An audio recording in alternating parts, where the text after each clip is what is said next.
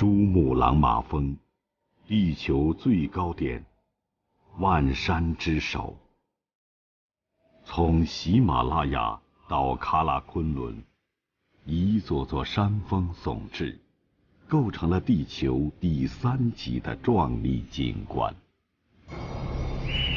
山让中国成为一个不可思议的国度。超过9000米的垂直落差，使这里拥有世界上最多元的景观与物种。山区占这个国家国土面积70%以上，160多条山脉纵横起伏，构成了中国地形的骨干。群山之中，隐藏着自然的秘密。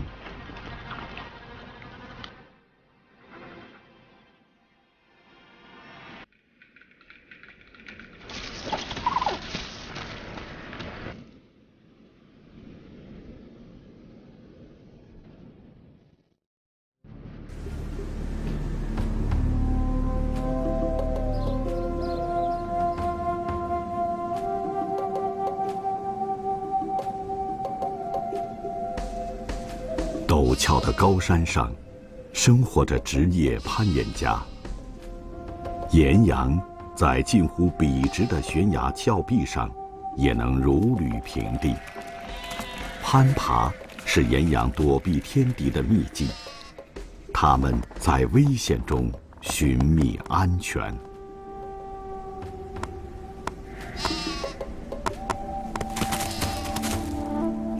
小岩羊要经过长时间的学习，才能够掌握在悬崖上行动自如的技巧。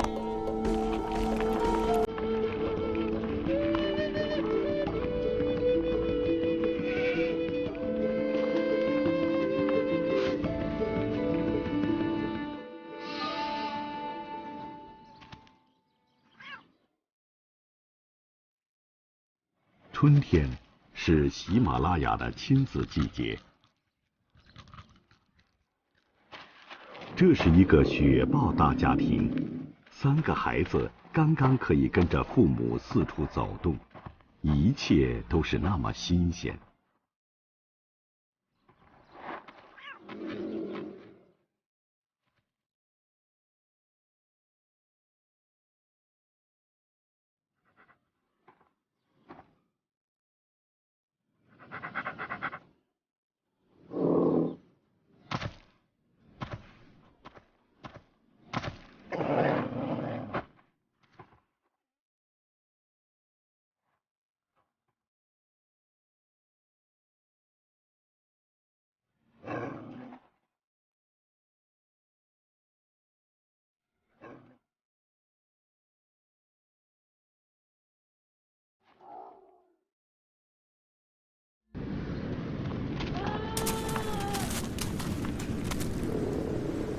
1岁的小雪豹就要掌握捕食技巧，3岁之后，它将独立生活。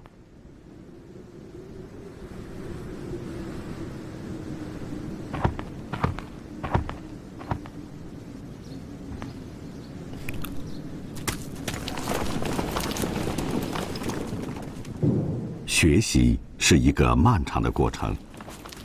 雪豹必须和猎物一样善于攀爬，但小雪豹还不懂得隐蔽的技巧。高山之巅，暗藏杀机。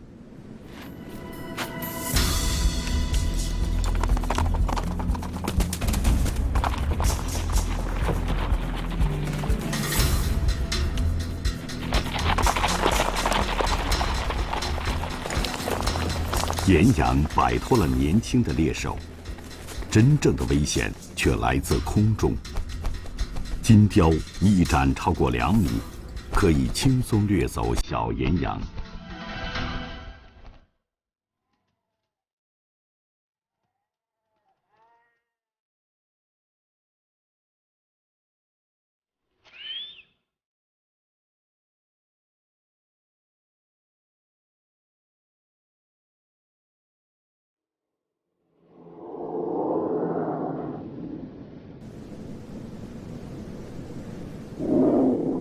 趁着夜色，雪豹家族终于有所斩获。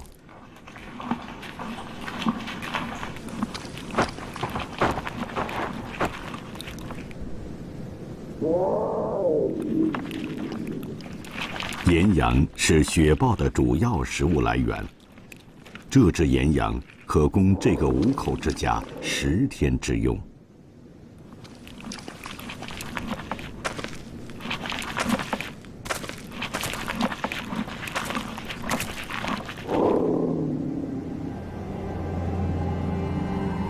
在海拔5000米以上的生命禁区，依然有大型野生动物能够生存。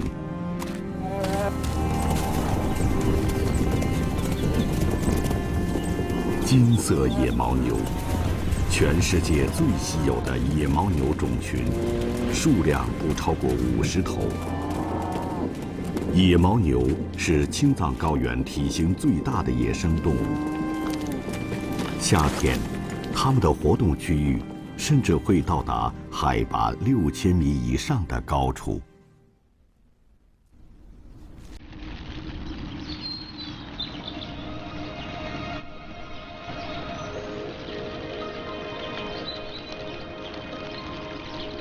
4月的天山，野杏花漫山开遍。这是世界上最大的原始野杏林。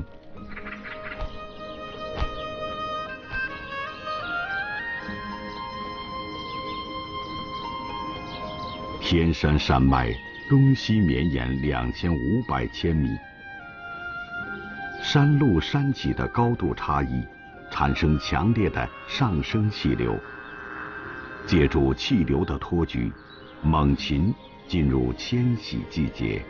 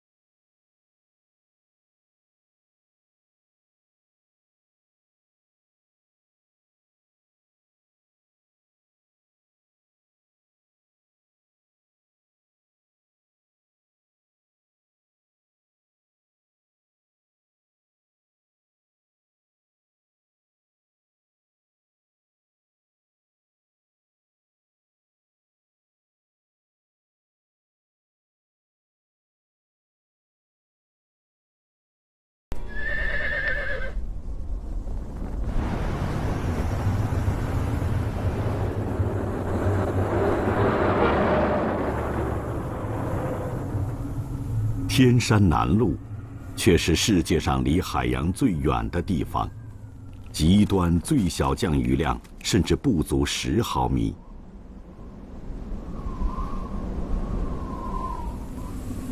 塔克拉玛干沙漠是中国最大的流动沙漠，一山之隔，2个世界。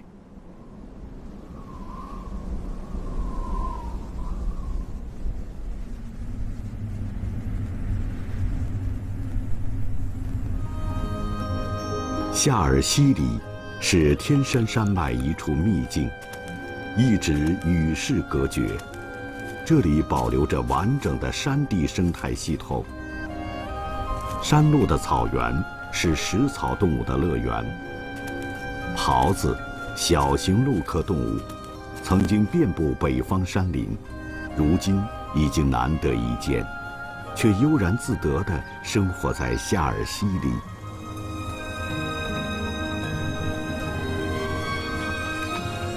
草原之上是茂密的森林，食草动物一旦受到惊吓，就会飞快地逃进这座天然的避难所。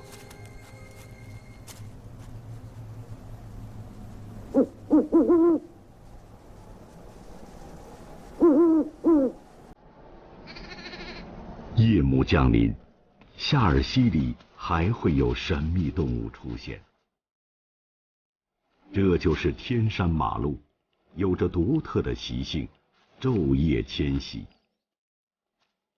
白天，它们登上3000米以上的高山，躲避蚊蝇叮咬。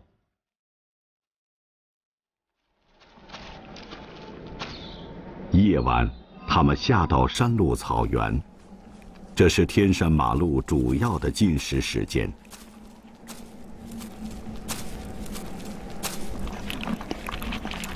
草地上，一场特别的聚会已经开始。流水把土壤中的盐汇聚到山下泥沼，那是狍子和马鹿生命中最短缺的物质。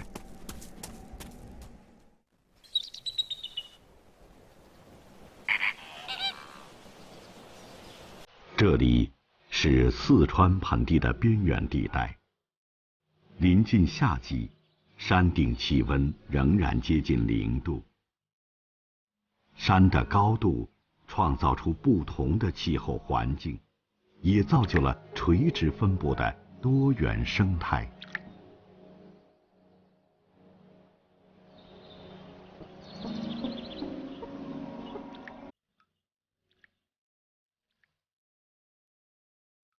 此时，山脚下的四川盆地气温已接近30度，喧嚣热闹。海拔3000米以上的山林里，寂寥静谧，绿色才刚刚萌发。气温回暖，血雉开始寻找自己的另一半。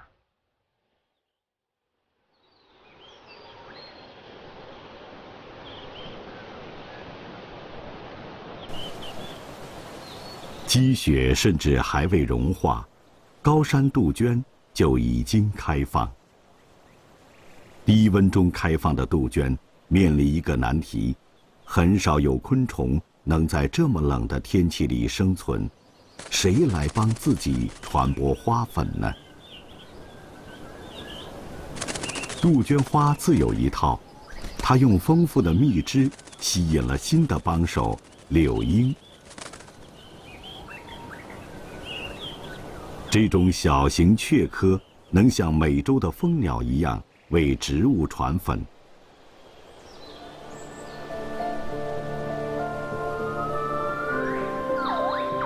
云南景东无量山，横断山脉的一支。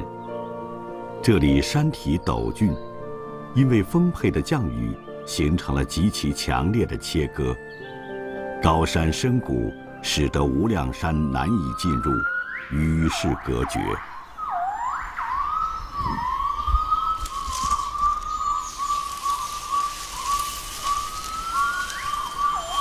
无量山的原始森林之中，生活着一种神秘的动物，它们像风一样来去无踪。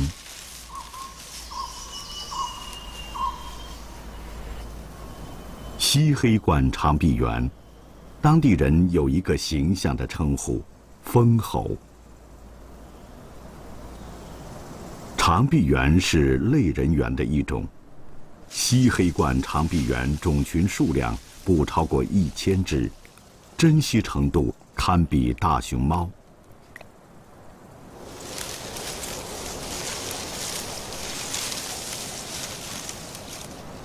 长臂猿在高处生活，它们臂长超过身高2倍，强壮有力，完全靠双臂在树冠层活动。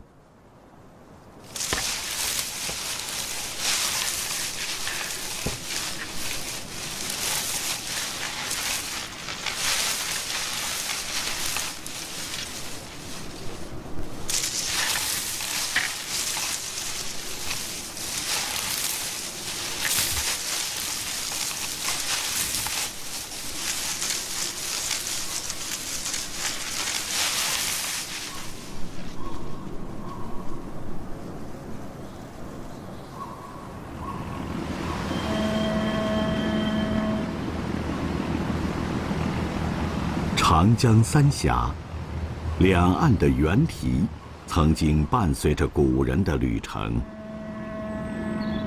1000年前，长臂猿广泛分布在中国长江以南，现在它们的领地已经退缩到西南地区和海南的偏僻山地。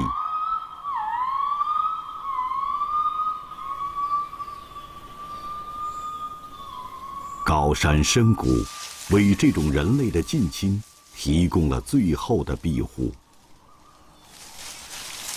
悠长的鸣叫是长臂猿社会独有的语言。猿啼声在高山峡谷中经过一次次的反射，传递距离能达到5公里以外。通过鸣叫，长臂猿社会发布警报，协商行动，交流情感。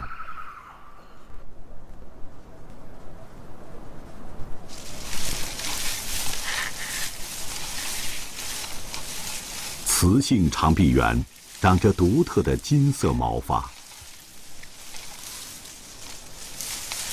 长臂猿社会以母系为中心，有着稳定的家庭结构，由母亲或者祖母担任核心和首领，还包括2到3只雄性成员，4到5只幼崽，10只左右长臂猿组成一个家庭。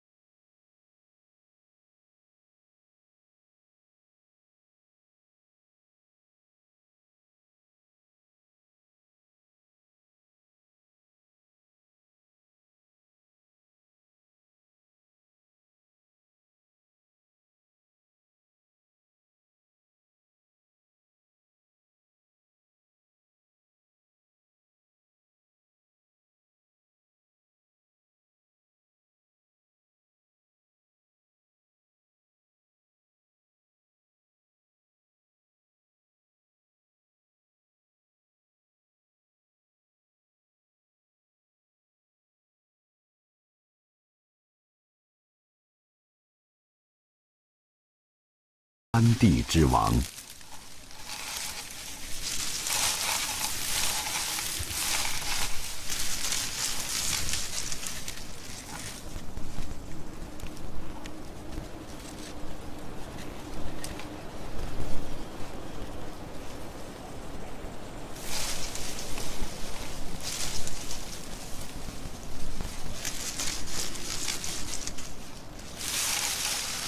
在发情季节，雌性长臂猿主动发起求偶，先是为对方整理毛发，然后有节奏地晃动头部，动作幅度越来越大，这是它独有的爱情舞蹈。栖息生境的缩小以及繁殖率低下，是西黑冠长臂猿濒危的主要原因。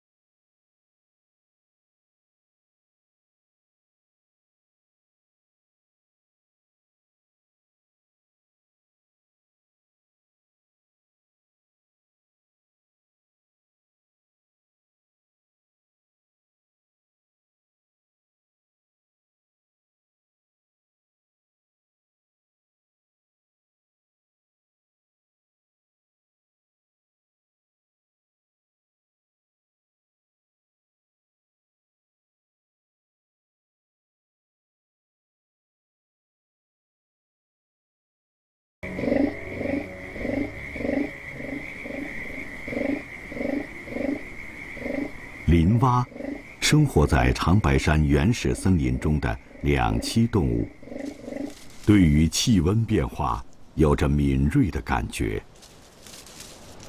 9月，树叶开始变黄凋落，林冬将至。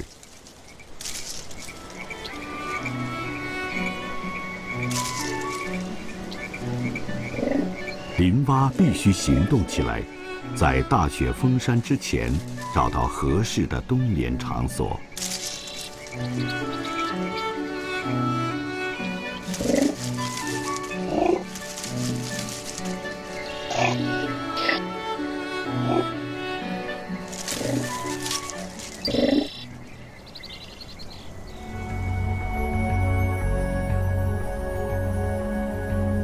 在80万公顷的原始森林里，要找到越冬之地，林蛙需要足够的智慧和充沛的体能。红松，针阔混交林里的优势树种，高达30余米。秋天，巨大的松塔如炮弹一般从天而降。林蛙的道路充满风险，一旦被击中，后果不堪设想。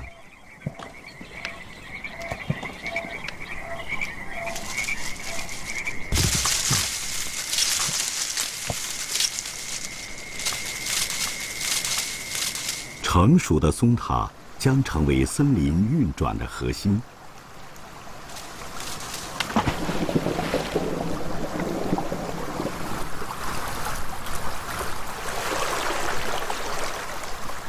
松塔里的松子，透过厚厚的皮壳，散发出强烈的香气。这是花栗鼠期盼了1年的美味。油脂丰富的松子是它度过寒冬最重要的储备。花栗鼠被香气召唤，飞奔向它的目标。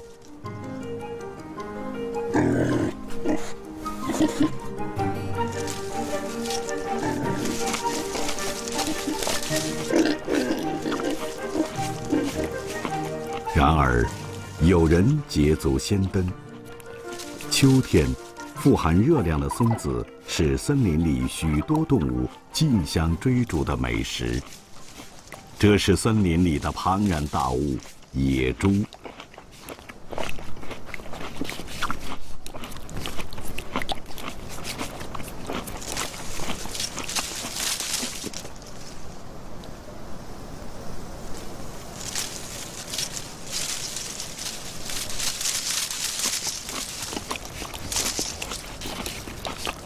饱餐之后，野猪终于心满意足地离开了。花栗鼠的机会才真正到来，它可以从容享用眼前的松塔。红松松塔结构独特，皮壳厚而坚硬，即使从30多米的高度掉落，也不会摔破。花栗鼠的尖利门齿就是打开松塔的专用工具。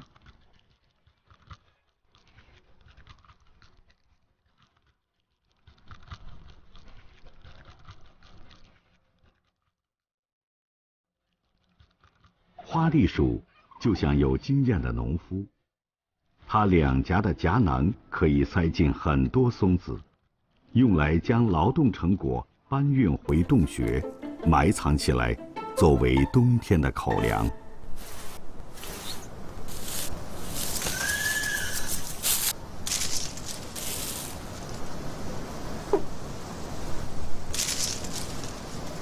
秋天是丰收而忙碌的季节，森林居民们都在用各自的方式为冬天做着准备。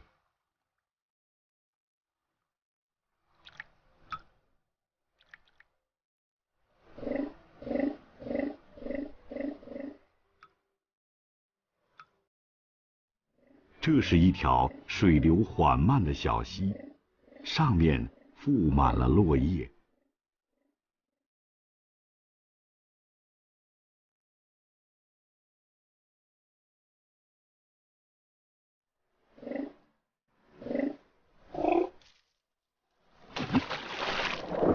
冬天风冻之后，落叶和淤泥将会在坚冰之下营建一个相对暖和的小环境。花费了大半个秋天，林蛙终于找到了理想的冬眠地。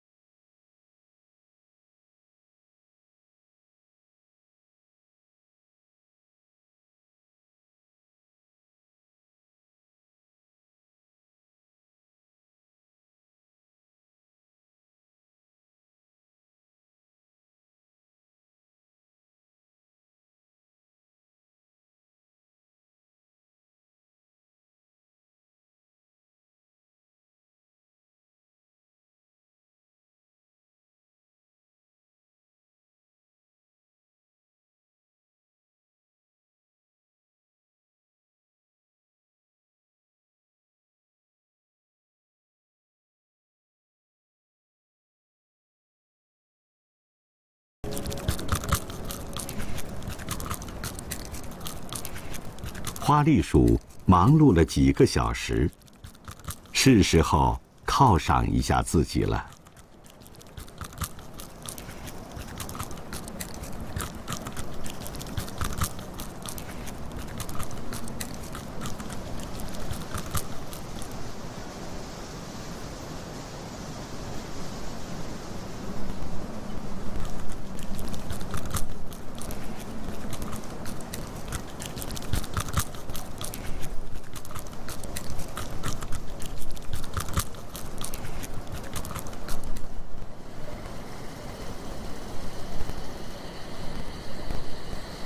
中午时分，阳光穿过茂密的树冠，直射到地面上。这是一天中最温暖的时候。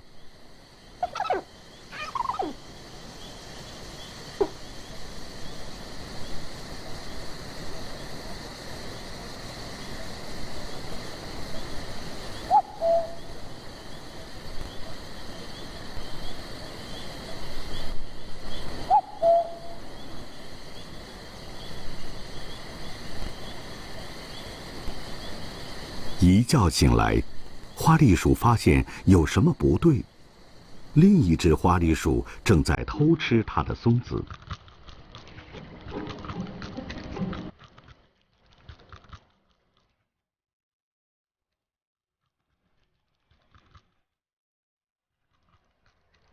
森林里的食物没有主权，规则是先到先得。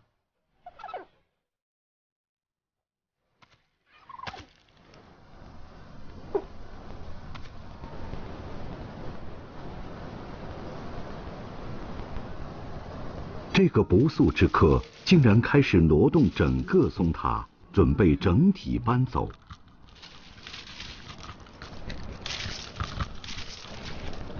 必须出手保卫自己的果实。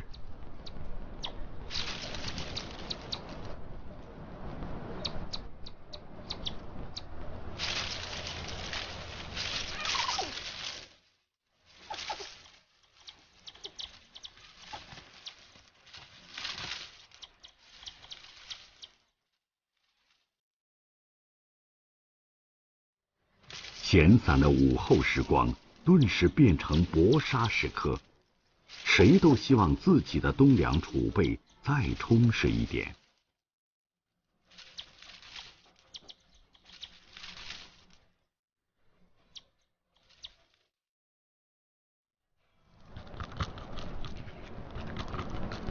整个秋天，花栗鼠储存的食物将超过冬季消耗的1倍。1半以上的松子会遗忘在它们的仓库里，进入土壤，等待发芽。不经意间，花栗鼠成为红松的播种者。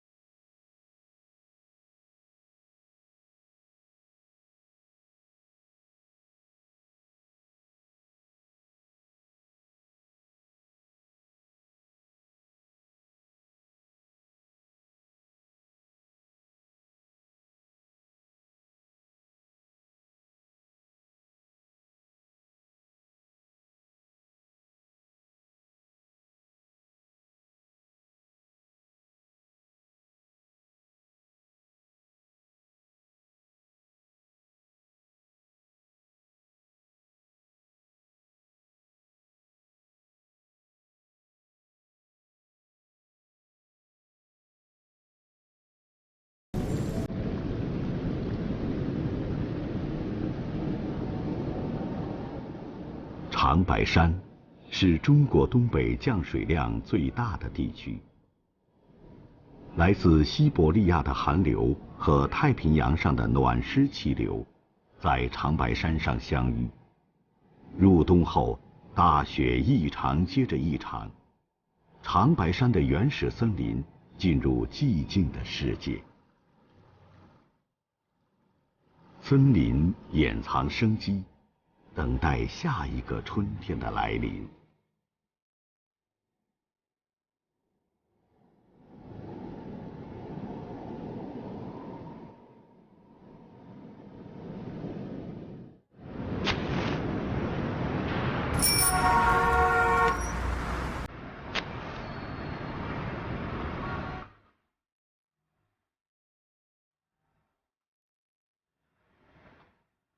内蒙古北部，呼伦贝尔，中国最冷的城市之一。严冬时节，这里的最低气温可达零下40度。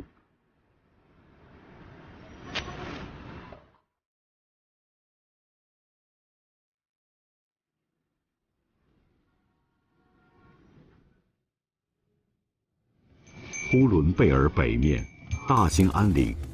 中国最北方的森林，也是中国的寒极，最低气温达到零下52度。冬天，森林里的鄂温克人回到山下的定居点，把他们驯养的驯鹿留在林中自由来去，重回野生状态。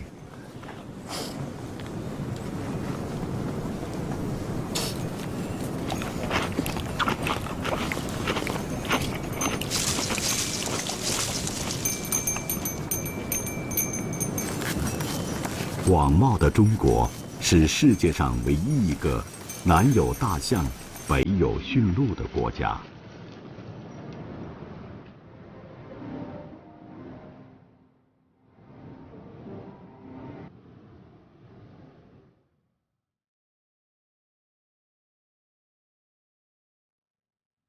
冬季的大兴安岭一片寂静，兴安落叶松的松针在秋季已经脱落，阳光直接照射着林间白雪。这里有中国最大的原始森林，也是蒙古高原和松辽平原的分水岭。50年来，大兴安岭出产的木料达1.3亿立方米。如果修建1米见方的围栏，可以绕地球3。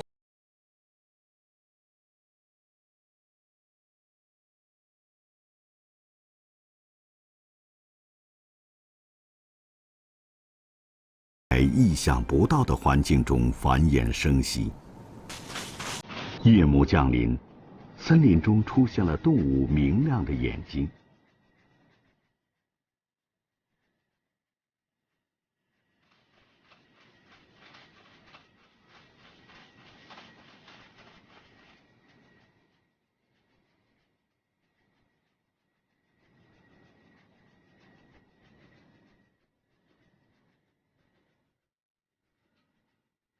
一场寒流袭来，森林中的气温迅速降低。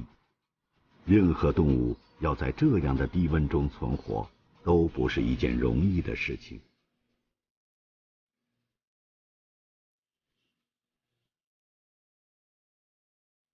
紫貂因其毛皮的珍贵，已经濒临灭绝。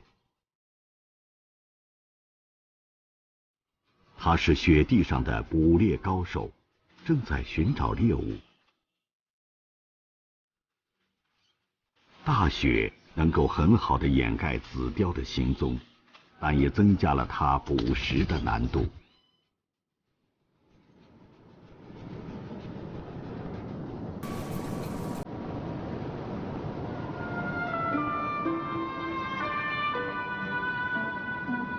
森林中的积雪是固体水库，大兴安岭降雪时间超过半年，为蒙古高原东部和东北平原提供充沛的水源。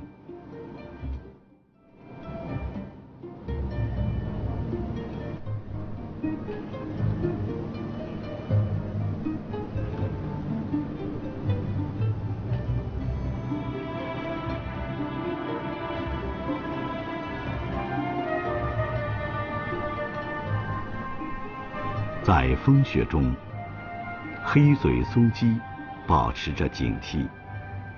大兴安岭茂密的森林是它们的主要栖息地。冬天食物缺乏，黑嘴松鸡要尽量减少消耗，为春天积攒体力。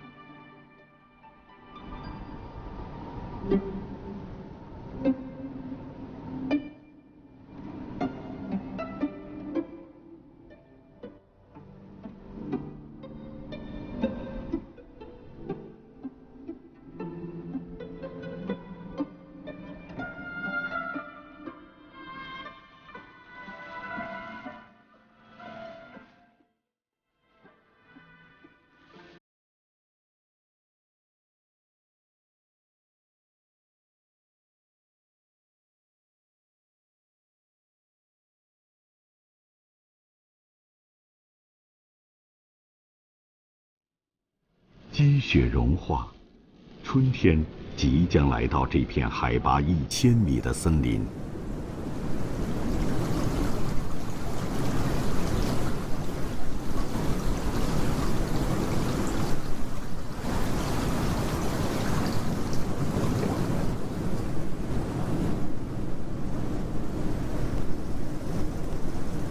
林间的绿色还未萌发，动物们已经开始响应季节的召唤。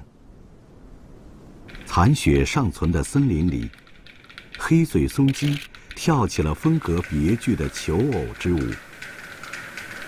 春天来临，雄性黑嘴松鸡开始了它的爱情马拉松，求偶之舞将持续40天左右。它们的舞姿和叫声是吸引雌性青睐的关键。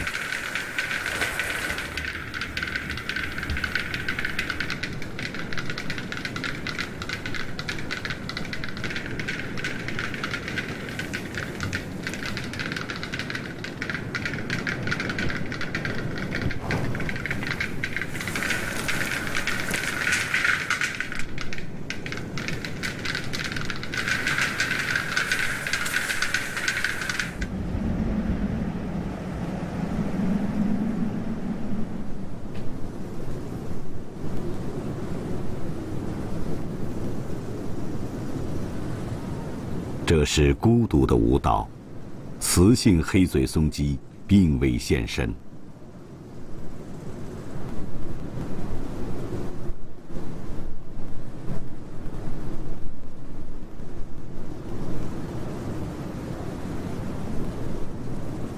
表达爱情可能会带来极高的风险。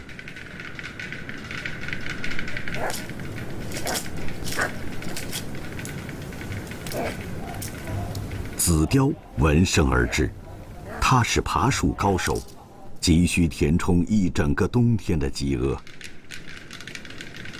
迷醉于求偶舞蹈中的雄性黑嘴松鸡，是最理想不过的捕猎对象。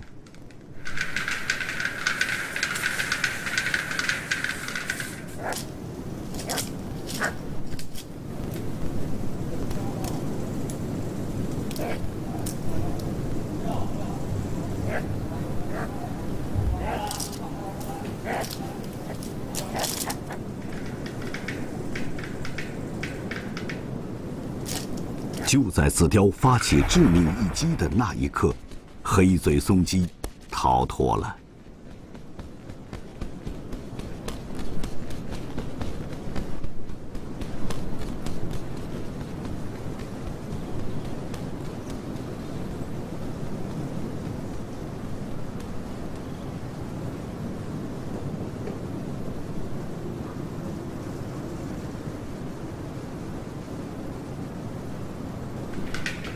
经过了1个月的舞蹈歌唱之后，雌性黑嘴松鸡终于出现在枝头。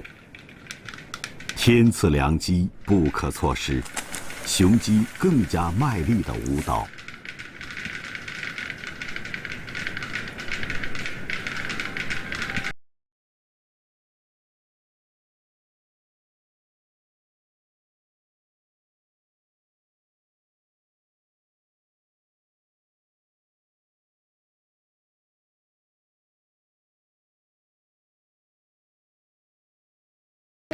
然而竞争者也随之而至，他们之间一场决斗已不可避免。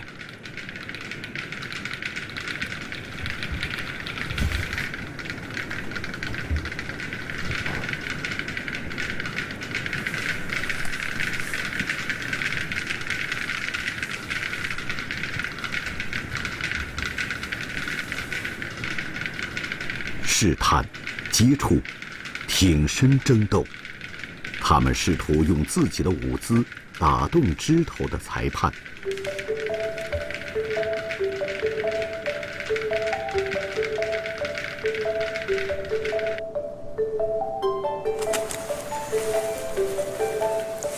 中国素以盛产雉类著称于世，在全世界276种雉鸡中，中国有56种，其中26种是国家珍稀保护动物。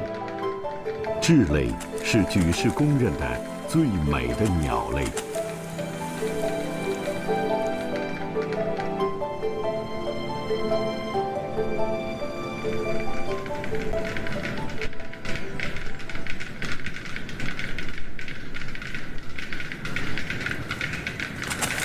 胜利者终于产生，他羽毛凌乱，脖子上伤痕累累，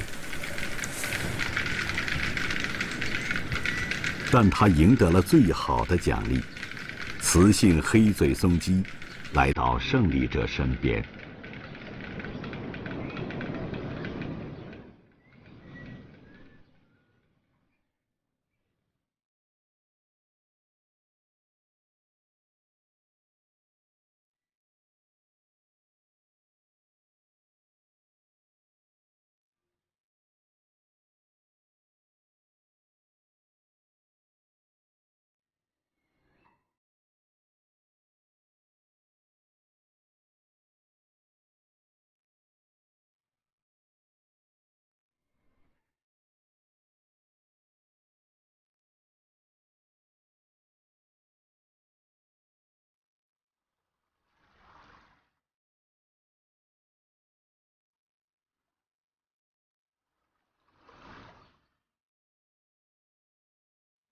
山地，陆地上高陡的隆起地貌，形成特殊气候。山地系统复杂多样，影响生物的分布和功能。在14亿人口的国度，山地创造出了一个个秘境，成为生灵万物的庇护所。古老的物种，奇异的故事，在群山之中世代相传。